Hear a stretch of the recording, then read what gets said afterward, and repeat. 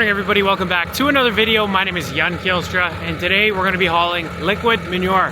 It is already the middle of November and we still have not emptied our lagoon before winter yet, so we got to do that final cleanup. We did it one time, I believe in August, and we emptied it right down the lagoon. Crawler was here, so we just dropped our pump in the pit in the last video, got things ready to go. Dad did a couple loads this morning. I'm going to be taking over from him right away here. He's pulling into the yard now. The custom crew is going to show up here, I think, sometime today or tomorrow. And they have 3 tankers and a Neline lagoon crawler to agitate the solids off the bottom of our pit. The reason we so desperately need that lagoon crawler to empty out our pit is because we have sand in our pit. And that sand settles to the bottom. And the only way to get it up and out of that fill spout is if it's agitated and mixed with the liquid constantly. So I can hear Dad, he's pulling into the yard now.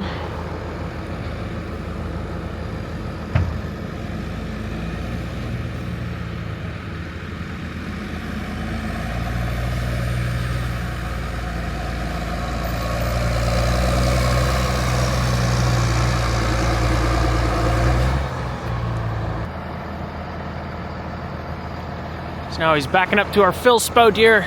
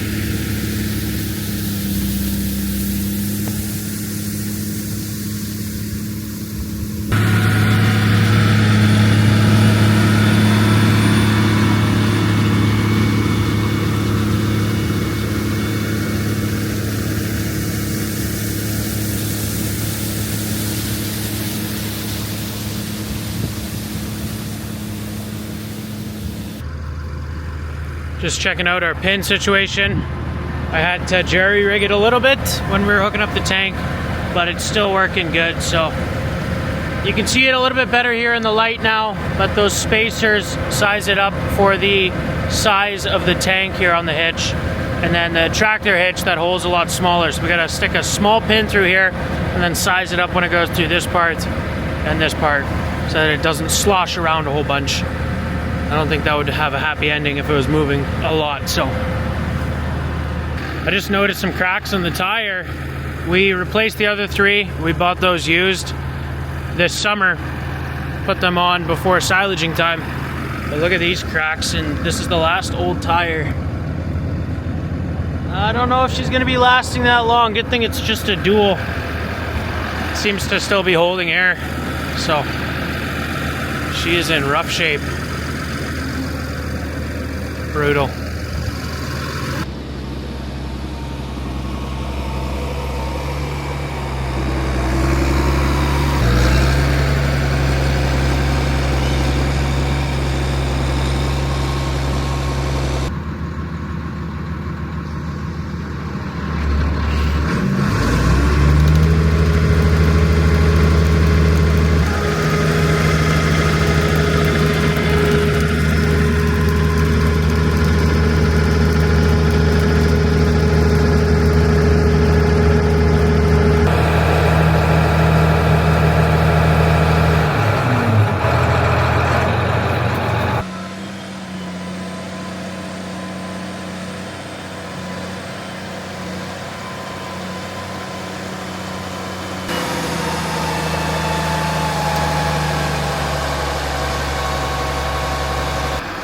We just pulled the unit over our scale because I wasn't really sure. I kind of suspect it wasn't taking along as much as we should be, and it only weighs 52 tons. And I've had this thing go just over 60 fully loaded before, so that's weird. Don't know what's going on. We'll climb up on the tank and see if it looks full at least. So it's definitely full. that's foam on top. There's always going to be a little bit of foam, but I don't know. Not totally sure what's going on there. We'll take it out to the field, weigh it when we're empty, and then we'll know exactly how much we're actually taking back and forth. Pulled back over the scale, and we took a total of 24,470 kilos out to the field that round. So something is up. We would normally take about 30 out to the field, at least, you know, upwards of 35. So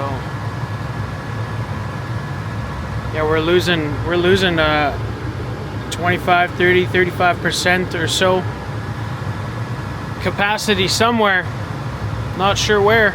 So I've taken it to the steepest little hill that I know of that we have on any of our fields, and put it up there so that all the liquid can flow to the front of that tank, and then it'll pump it out the back. Got a few more gallons out, just gonna let it there and pump for a minute, and then we might, I got a peephole open at the top there, spray some hot water at the bottom of this tank. I think there might be some liquid frozen right around that impeller, which is backing up the rest of the tank. We've never had sand buildup in our tanks, so still flowing out slowly. So we're on top of the tank now. The pump is running. I'm gonna drop you guys inside of this peephole, and I'm gonna point you guys at the impeller at the front of the tank, which, like I said, is running.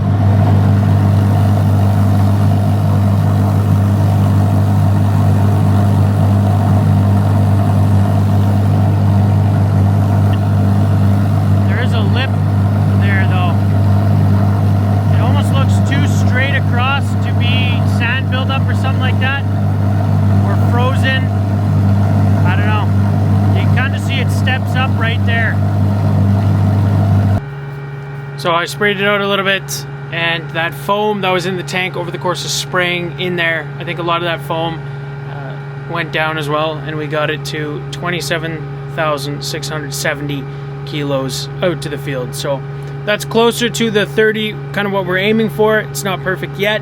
Maybe once those solids are agitated up in the liquid, it'll bring us up to 30, and then we'll be good to go. So we just got to keep an eye that this tank doesn't just fill full of foam, and that we're not filling it, you know, only 2/3 full or something every time we go out to the field, because that is going to add up and slow us right down. So kind of got it figured out.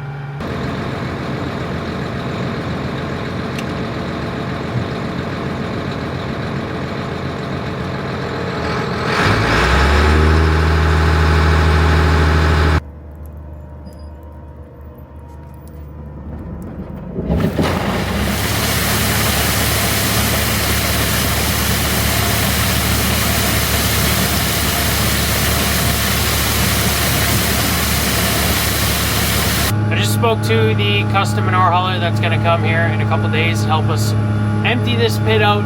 He is going to bring the lagoon crawler tomorrow morning, so that's great news for us, because then we can start pumping out those solids sooner than waiting for the rest of their tanks to get here. The reason why we can use that tank while they're not using it is because they are at a pit that doesn't have sand in it, so it's just a straw pack manure farm, I believe, and also shavings in the freestall, so they don't necessarily need that lagoon crawler to go in the lagoon and agitate all the sand up, whereas we do. So they're still there. It's a pretty close farm to us, and when they're done there, they're going to bring the tanks over to our farm. I'm sure that's going to happen maybe the day after tomorrow. We'll see how long that takes, but they're busy there now, and they'll be out our way pretty soon. So good news though, our pits will start getting agitated tomorrow morning. Well, I guess it's that time of the year, but the 2-week forecast now, 2 weeks out, it's going to be -10 during the day. So I am super stoked that we're going to be emptying this lagoon down. It's also starting to get dark outside. It's only 5:30. It's already, you know, 20 minutes away from being pretty dark. I mean, the clouds don't help. It would be lighter if they weren't there, but that means we got to turn the lights on this pump, because the next load I come back, it's going to be pretty much blackout. So I tried to aim the little lights at the front there at the end of the spout, and that kind of helps me see when I'm backing up, because that does get pretty tricky. Lights on a tractor aren't really meant to shine straight back. They're supposed to shine at your implement, which you're pulling. So this is always a little bit tricky. Just busy here in the dark. We're driving through a spot where we burned a bale. Dad went a couple days ago and burned all of the bales that we buggered up while we were baling that straw this fall. There is quite a few, unfortunately, maybe 25 to 30 bales total just didn't make it. So that seems like a lot, but if you consider that we made around that 5,000, 5,500 bales, maybe it's not so bad. It's I think around 1%, slightly less, so not too bad. I am really struggling to back up with the spout to the tank in the dark, so I'm gonna try and angle one of those roof cab lights more up and see if we can get one to shine directly at the tank, that receiving port there.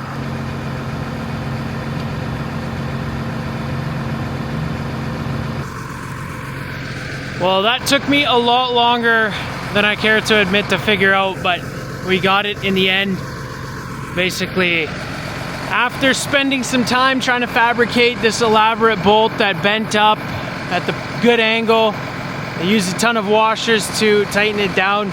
I realized all I had to do was twist that bracket 180 degrees that's holding the light and hook the light up from a different angle. So yeah, anyway, we got light on that receiver at the back there, so I think it's going to be a lot easier now to, number one, line it up, and then number two, see when it's full.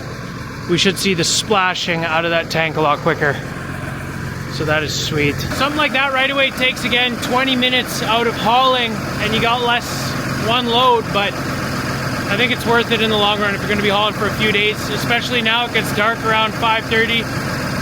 It's probably worth it if you're gonna put in quite a few hours in the dark.